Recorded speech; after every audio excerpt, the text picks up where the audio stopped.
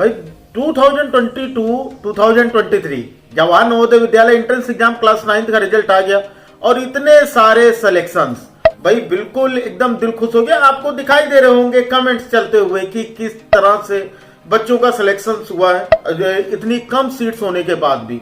लेकिन भाई दुख भी है कि कुछ बच्चे का एडमिशन नहीं हो पाया, जबकि उन्होंने काफी अच्छी खासी मेहनत की थी, लेकिन उनका सिलेक्शन नहीं हो पाया। और कुछ बच्चे ऐसे थे जो कि इस इंतजार में थे कि भाई फॉर्म आएगा तब हम फॉर्म भरेंगे, उसके बाद जब एग्जाम आएगा तो एग्जाम के हफ्ते 10 दिन पहले हम तैयारी कर लेंगे और हमारा सिलेक्शन हो जाएगा।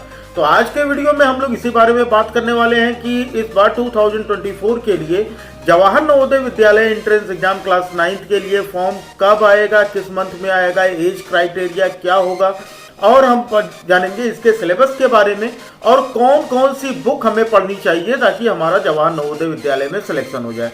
तो चलो फिर बिना किसी बात के बिल्कुल भी देर नहीं करते हुए हम वीडियो को शुरू करते हैं। तो मेरे सुरवीरों कैसे हो? तो हम आ गए हैं अब अपने 2024 के सफर में। 2023 का सफर काफी शानदार था, काफी सारे बच्चे जो कि अच्छे थे पढ़ने में, लेकिन एज की वजह से वो फॉर्म नहीं भर पाए। हो सकता उनका एज कम था या ज्यादा था। कुछ बच्चों के अर्बन और रूरल की वजह से उनका एडमिशन नहीं हो पाया, जो कि पढ़ने में काफी अच्छे थे। और कुछ बच्चों के यहाँ तो वैकेंट सीट ना होने की वजह से नवोदय विद्यालय में सिलेक्शन नहीं हो पाया। तो ये जो फॉर्म होता है ये आपका सितंबर के महीने में, ठीक है, सितंबर के महीने में आपका फॉर्म आ जाएगा। और अभी से ही तैयारी अगर आप करेंगे तो भाई आपकी तैयारी अच्छे से हो पाएगी। यहां पर मैं आपको बात बता देना चाहता हूं कि भाई इसका जो सिलेबस होता है, जो बच्चे क्लास 7 पास आउट कर चुके हैं और क्लास 8 में इस बार जाएंगे, ठीक है, यानी कि उनका जो नया सेशन है वो आपका 2 अप्रैल 2023 में क्लास 8 में जो बच्चे एडमिशन ले रहे हैं वो क्लास 9 के लिए नवोदय का फॉर्म भर पाएंगे और उनका एडमिशन जो होगा वो 2024 के में क्लास 9 में एडमिशन होगा। लेकिन भैया इनका जो कंपटीशन होता है ना, वो कंपटीशन बहुत ही जबरदस्त होता है। इसके लिए जरूरत होती है एक लंबी तैयारी की, एक अच्छी रणनीति की, तब जाके कहीं सिलेक्शन हो पाता है। नहीं तो काफी सारे बच्चे हैं जो फॉर्म भरेंगे और एग्जाम आते आते आप भीड़ देखिएगा कि इतने सारे बच्चे होंगे जो उनको ये लगता है कि वो 1 महीने 10 दिन पढ़ के वो एग्जाम क्वालिफाई कर सकते हैं। फिलहाल आप उस भीड़ में न जाओ, आप तैयारी अभी से शुरू करो, क्योंकि तैयारी ही आपका सिलेक्शन करा सकती है, बाकी कोई तरीका नहीं है। यहां पर सिलेबस के अगर हम बात करें तो भैया इसमें 4 सब्जेक्ट आपके आते हैं, जिसमें आपका मैथ्स होगा, साइंस होगा, इंग्लिश होगी और हिंदी होगी। मैथ्स आपके 35 क्वेश्चन, साइंस के आपके 35 क्वेश्चन, इंग्लिश के 15 और हिंदी के 15 क्वेश्चन होंगे। हर एक क्वेश्चन 1 नंबर का होता है। इसके लिए आपको 100 मार्क्स, ओवरऑल 100 मार्क्स होते हैं आपके, और आपको ज्यादा से ज्यादा मार्क्स गेन करने होते हैं नवोदय विद्यालय में सिलेक्शन के लिए। फिर इसके लिए आपको पेपर में आपको 2.5 आवर यानी कि 2.5 घंटे का समय मिलेगा। 2.5 घंटे में आपको 100 क्वेश्चन करने हैं। सब कुछ तो सही है, लेकिन आपका जो मैथ्स और साइंस का लेवल होता है वो थोड़ा सा ऊंचा होता है, ठीक है। मैथ्स तो फिर भी आपकी ठीक होगी, साइंस आपको थोड़ा सा ज्यादा पढ़ना पड़ेगा, वैसे पढ़ना तो आपको सब पड़ेगा। तो इस साल जो एज क्राइटेरिया होगा, एज क्राइटेरिया की अगर हम बात करें तो भाई एज जो होगा, जो बच्चे, जिन बच्चों का जन्म यानी कि जिनका डेट ऑफ बर्थ 1 मई 2009 से 13 अप्रैल 2011 के बीच में होगा, वही बच्चे इस बार फॉर्म भर पाएंगे।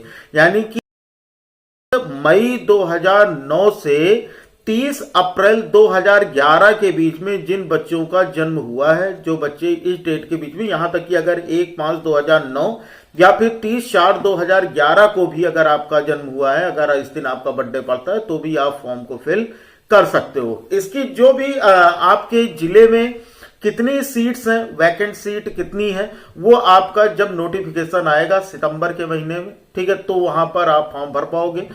वहां पर आपको सारी जानकारी मिल जाएगी कि आपके यहाँ वैकेंट सीट क्या होंगी। लेकिन वैकेंट सीट जो भी होंगी आपको तैयारी अभी से शुरू करनी पड़ेगी, क्योंकि ज्यादा सीट्स नहीं होती हैं क्लास 9 के लिए।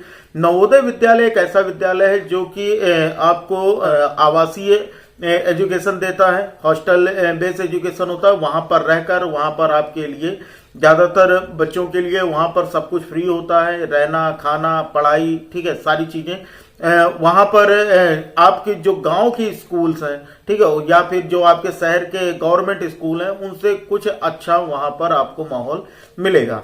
वहां पर आप लोगों के स्पोर्ट्स की भी सुविधाएं रहती हैं, साइंस एग्जीबिशन के लिए, साथ ही साथ आप वहां पर और अच्छे से लैब वगैरह आपके साइंस के सब कुछ वहां पर बहुत ही परफेक्ट तरीके से चीजें वहां पर आपको प्रोवाइड की जाती हैं।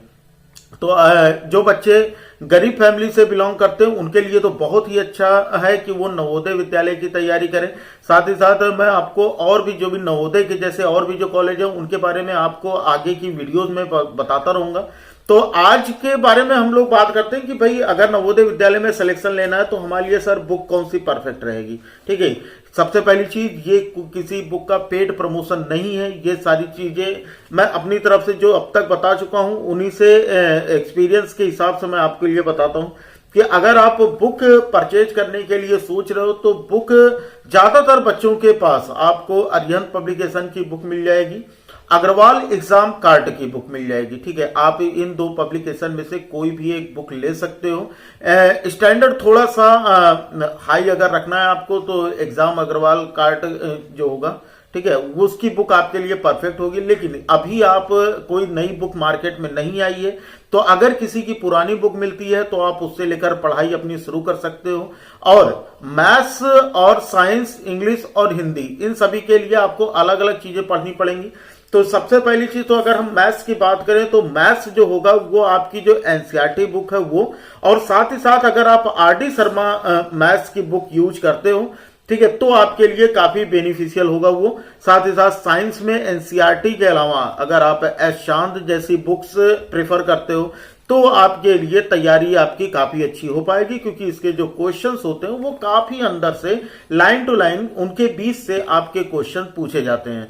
तो इसलिए आपके लिए हिंदी और इंग्लिश के लिए अगर आपके पास ग्रामर की कोई भी व्याकरण की बुक हो, चाहे वो हिंदी की हो या इंग्लिश की हो, ठीक है, यानी दोनों आपको जरूरत है। जो आपका कट ऑफ होता है वो आपके 3 सब्जेक्ट पे बनता है, मैथ्स, साइंस, हिंदी या फिर इंग्लिश, जिसमें आपके सब्जेक्ट अच्छे होंगे। हिंदी या इंग्लिश में से किसी एक का ही कट ऑफ, मतलब उसमें मार्क्स जोड़े जाते हैं, तो 3 सब्जेक्ट के आपके कट ऑफ बनते हैं। लेकिन बेस्ट आपको दोनों करना पड़ेगा भाई, क्या पता कौन सा पेपर मैथ्स आपका आपकी इंग्लिश टफ हो जाए या फिर आपकी हिंदी टफ हो जाए, इसलिए तैयारी आपको दोनों पर करनी पड़ेगी। उसके लिए आपको कोई भी व्याकरण की बुक यानी इंग्लिश ग्रामर की और हिंदी व्याकरण की एक अलग से बुक आपको लेनी पड़ेगी। जो बच्चे लॉन्ग टर्म तैयारी करेंगे यानी अप्रैल से लेके वो अपने फरवरी तक के एग्जाम की तैयारी जो बच्चे करना चाहते हैं, और जो बच्चे बाद में आ रहे हैं, जो एग्जाम फॉर्म के बाद अपना अक्टूबर, नवंबर, दिसंबर तक में अपनी तैयारी शुरू कर रहे हैं, तो वो अपने जो भी उनके पास बुक हो अग्रवाल एग्जाम कार्ड की या अरिहंत पब्लिकेशन की, आप उस बुक में जो कुछ भी मटेरियल दिया है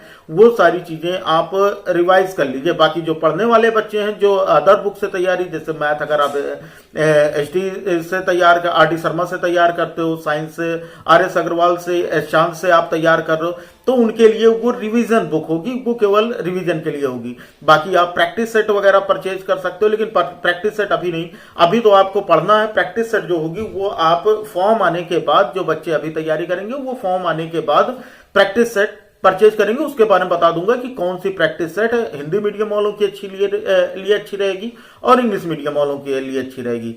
साथ ही साथ 1 अप्रैल से आपकी क्लासेज एसजी कॉन्सेप्ट पर शुरू हो जाएंगी।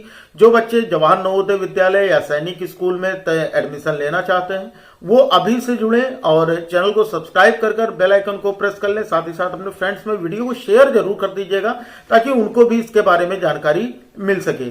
और 1 अप्रैल से आपकी क्लासेस शुरू होंगी, क्योंकि वो कहते हैं ना कि धीरे धीरे चलोगे ना तो रेस जीतना थोड़ा आसान हो जाएगा। तो एक साथ तैयारी करने से अच्छा है धीरे धीरे चीजें हम लोग शुरू करते हैं। एक चैप्टर मैथ्स के, एक चैप्टर साइंस के, एक चैप्टर हिंदी के, एक चैप्टर इंग्लिश के, ऐसे ऐसे करके हम शुरू करते हैं। जब फॉर्म आ जाएगा उसके बाद हम अपनी स्पीड को बढ़ा लेंगे। लेकिन अभी धीरे धीरे जो भी आपके सिलेबस, जैसे 1 अप्रैल से आपका मैथ्स का पहला चैप्टर रेशनल नंबर शुरू होगा, तो हम रेशनल नंबर के बारे में पूरी चीजें पढ़ेंगे। ठीक है, एनसीईआरटी सॉल्व करेंगे, साथ ही साथ जो आपके पास अग्रवाल एग्जाम कार्ड या अरिहंत पब्लिकेशन की बुक होगी उसको सॉल्व करेंगे।